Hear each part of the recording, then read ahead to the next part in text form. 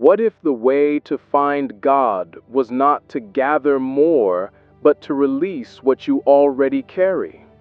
What if the path to the divine was not a climb toward some distant summit, but a quiet descent into the uncluttered depths of your own being?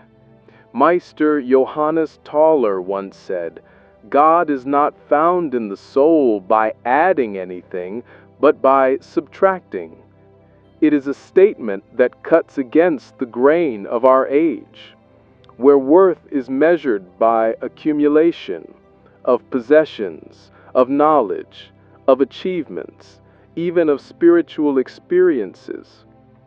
We imagine that if we can just add enough, more prayers, more rituals, more wisdom, we will finally reach the threshold of the sacred. But Tauler's words suggest the opposite, that the divine is not hiding behind a mountain of things to be acquired, but beneath the layers we have built over ourselves. We are like a room so crowded with furniture that there is no space to move.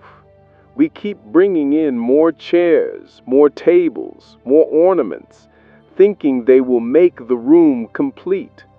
But the room was complete before the first object was placed inside. It is the emptiness of the room that makes it a place to dwell. So it is with the soul. It is the open space, not the crowded corners, where God can be felt. This subtraction is not an act of violence against the self, but of gentleness. It is the slow, deliberate setting down of what no longer serves. The opinions we cling to, the identities we defend, the fears we rehearse, each one is a stone in the satchel we carry. We have grown so used to the weight that we forget what it feels like to walk unburdened. To subtract is to remember. And yet the mind resists. It tells us that without these things we will be nothing. It whispers that emptiness is loss, that to let go is to vanish. But emptiness is not the absence of life. It is the space in which life can appear. A cup is useful not because of the clay that shapes it, but because of the hollow it holds. The hollow is what receives the water. The hollow is what quenches the thirst. In this way, subtraction is not a negation, but an opening. It is the clearing of a field so that the seeds already sown can breathe and grow. It is the pause in the breath where the body rests in the rhythm of life. We often think of spiritual growth as an ascent, climbing toward light, toward truth, toward God. But perhaps it is more like excavation, digging down through the layers of what we are not, until we reach the bedrock of what we have always been. The divine is not waiting at the top of the ladder. It is the ground beneath our feet, revealed when we sweep away the dust. This is why the mystics speak of poverty of spirit, not as deprivation, but as freedom. When the hands are empty, they can receive. When the heart is unguarded, it can be filled. When the mind is still, it can hear the whisper that has been speaking all along. But how do we begin this work of subtraction in a world that constantly urges us to add? How do we trust the hollow when we have been taught to fear it? Perhaps the answer lies not in doing more, but in daring to do less.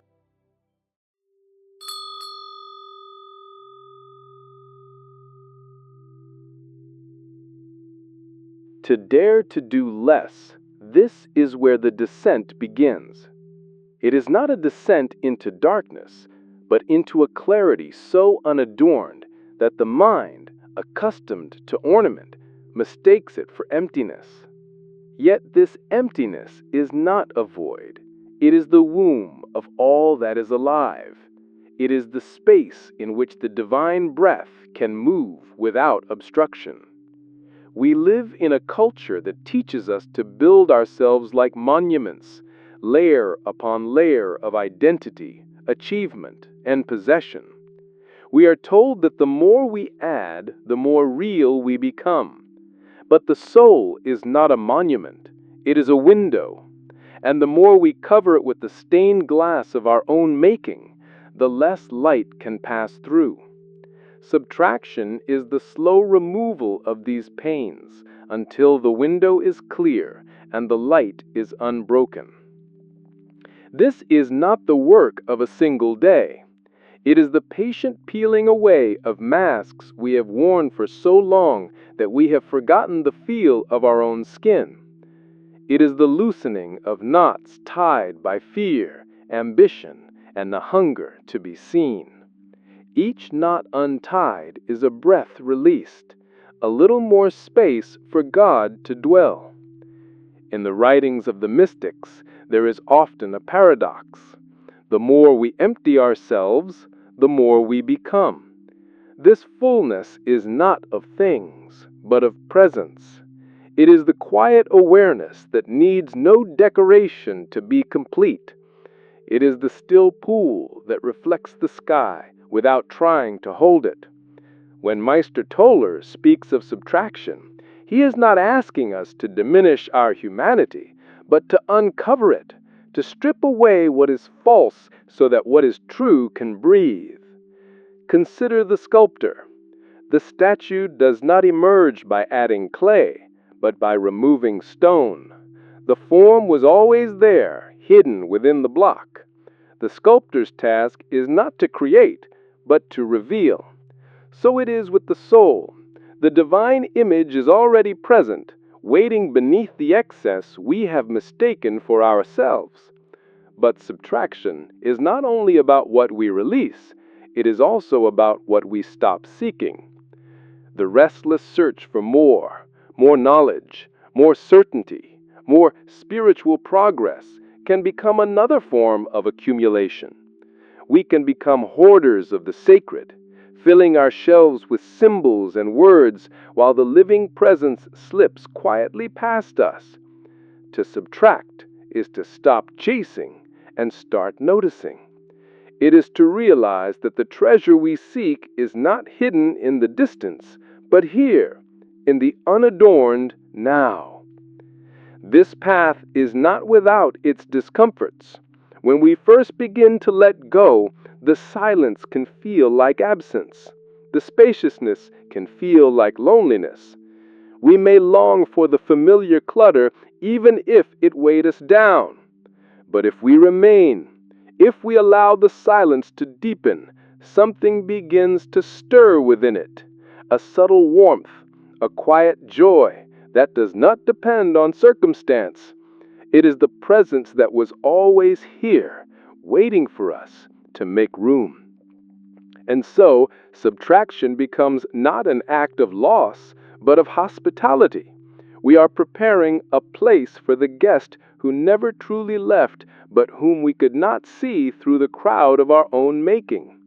We are sweeping the floor, opening the windows, letting the stale air escape so that the breath of life can enter freely. Perhaps this is why the mystics speak of poverty of spirit as a blessing. It is not the poverty of deprivation, but of freedom. The freedom to stand unencumbered before the infinite, with nothing to prove and nothing to defend. In such poverty, the soul is rich beyond measure, for it possesses nothing and lacks nothing. But if the divine is revealed in subtraction, what happens when there is nothing left to remove? What remains when the last mask falls, when the last knot is untied, when the last ornament is set down?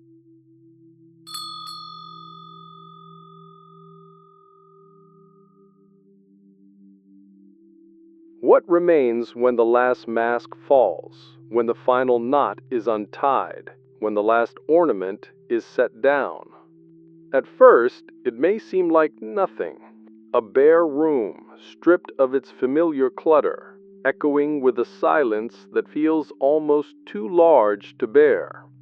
But if you stand in that room long enough, you begin to notice something extraordinary. The emptiness is not barren, it is alive. It hums with the quiet presence that was always there, waiting for you to make space for it. This is the paradox at the heart of Mr. Toller's words, that God is not found by adding, but by subtracting.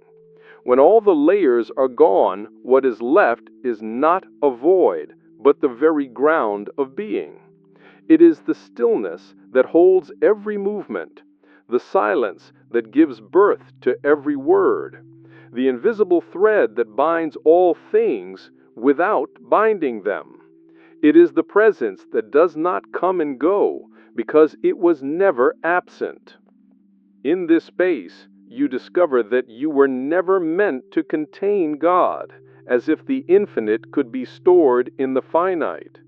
Rather, you were meant to be transparent to God, a clear window through which the light can pass without distortion.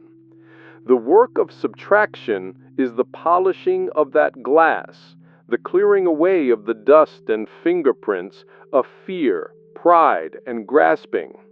When the glass is clear, the light does not need to be summoned. It simply shines. And here, in this clarity, you realize that the divine was never hiding behind the things you removed. It was shining through them all along, but your eyes were too crowded to see. The subtraction was not to bring God closer, but to bring you into alignment with what was already here. It is like the sky on a cloudy day. The sun does not appear because it has moved, but because the clouds have parted. This is why the mystics speak of the poverty of spirit as a kind of wealth. It is the wealth of having nothing to defend, nothing to prove, nothing to lose. It is the freedom of standing in the open field of your own being, unarmored, unburdened, and utterly available to the moment as it is. In such poverty, you are rich beyond measure, because you are no longer measuring at all. The fullness of the empty room is not something you can explain to the mind. It must be felt. It is the way the air seems to expand when you stop filling it with noise. It is the way the heart feels lighter when it is no longer carrying the weight of its own disguises. It is the way the soul breathes when it is no longer pressed against the walls of its own making. And so, the journey that began with the impulse to seek ends with the realization that there was nowhere to go. The God you thought you had to find was the spaciousness in which you were already moving, the silence beneath every sound you have ever heard. The subtraction was not about becoming less, it was about becoming clear enough to see that you were never separate from the source. Now, when you step into the empty room of your soul, you do not rush to fill it. You stand in its stillness, and you feel the light pouring in from everywhere. You understand that this light is not yours, and yet it fills you completely. You understand that this room has no walls, and yet it is the most intimate place you have ever known. And perhaps this is the final gift of subtraction, to know that you are not the keeper of the divine, but its dwelling place, to know that the less you carry, the more you can hold, to know that in the hollow, the infinite finds its home. If these words have opened a space in you, let it remain open, and if you wish, walk with me again by liking this video and subscribing so we can keep exploring the silence that speaks.